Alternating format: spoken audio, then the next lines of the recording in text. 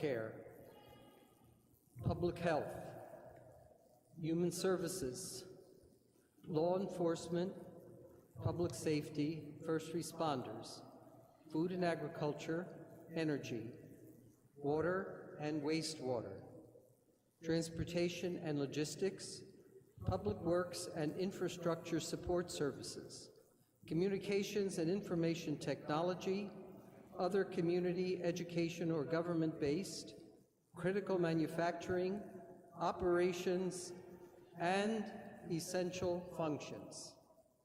The items on the essential services list during the COVID-19 red period in the state of Massachusetts. Note carefully the lack of any explicit reference to churches, synagogues, or mosques as essential services. That lack, like virtually every other aspect of the present pandemic, was weaponized in the political wars we are experiencing. In a counterintuitive way, on this solemnity of the annual dedication of this Abbey Church, I want to make a case for the scriptural and theological evidence that for quite good reasons, this Abbey Church and all sacred spaces are not essential services.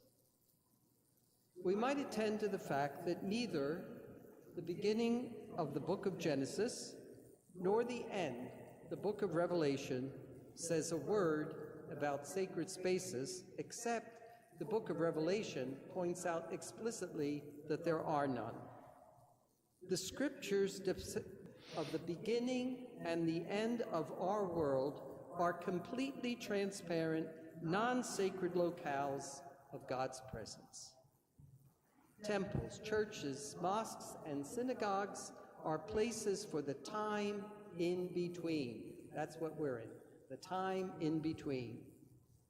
The time in between, what we envision as between the original paradise, where we walked in the garden with its creator, and the time of the final eternal garden, garden to garden. In between, there are sacred spaces, but not in the beginning and not in the end. Sacred spaces are temporary institutions until we come to fully believe and act on our belief that all the world is full of God's glory. But we don't always see that, and just as often, we do not act on it.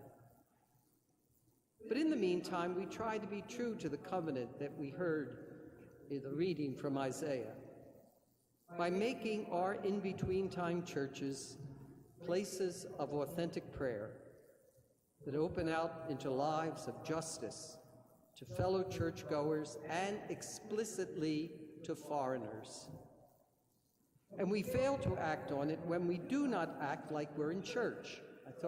I was thinking, we were all, when we were small, we had, different expectations of our behavior. Our mother was saying, stop that, you're in church, right? Well, there are acts that we do where we do not act like we are in the church of God's glory, the temple of God's glory that is the earth. We fail to act like we are in church when we act like some other group or class of human beings don't belong in our church. We act like we're not in church. We act like incorrectly in church. We fail to act on being in church when we pollute the earth, when we act on our greed rather than our generosity, when we weaponize our health care and postal systems.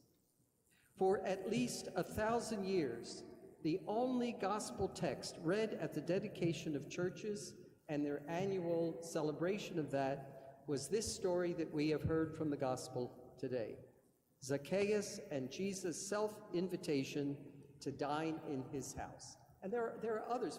We read it morning prayer of the gospel where Jesus says, that in 3 days he will raise up the temple of his body. That would be a very appropriate reading. But the reading that was read for 1,000 years, and is still one of the choices, is one that doesn't talk about sacred space at all. It talks about a man up a tree and Jesus inviting himself to his house. Jesus did not invite Zacchaeus to the temple. This is, Pope Francis talks a lot about that our lives are to lead people to encounter Jesus, not primarily in a sense of proselytizing them. Jesus did not say to Zacchaeus, Zacchaeus, come down, go to confession, and we'll go to church, right? He said, I'm coming for dinner. He, Jesus, the temple of all temples, came to dinner, and conversion happened. The house of Zacchaeus became the temple and showed how Herod's temple was being displaced. Christ's presence in a home converted a greedy tax collector into a man dedicated to the common good. It is an ongoing 2,000-year-long story. The church is first and last a gathering of holy ones for whom sacred spaces are not really essential. We are baptized into the holy temple, who is Jesus the Lord. In Christ Jesus, we are becoming a dwelling place for God in the Spirit. This Abbey Church has been a place, an instrument for that becoming a dwelling place for God in the Spirit for 53 years. In this house, of which the church is a part, we follow, or try to follow, the rule of St. Augustine, who reminds us, you are all to live together, therefore, one in mind and one in heart, and honor God in one another, whose temple you have become. What's the rule in your house? Are you making your desk your altar? Is your dinner a reminder of the Lord's Supper? Is your house a house of prayer?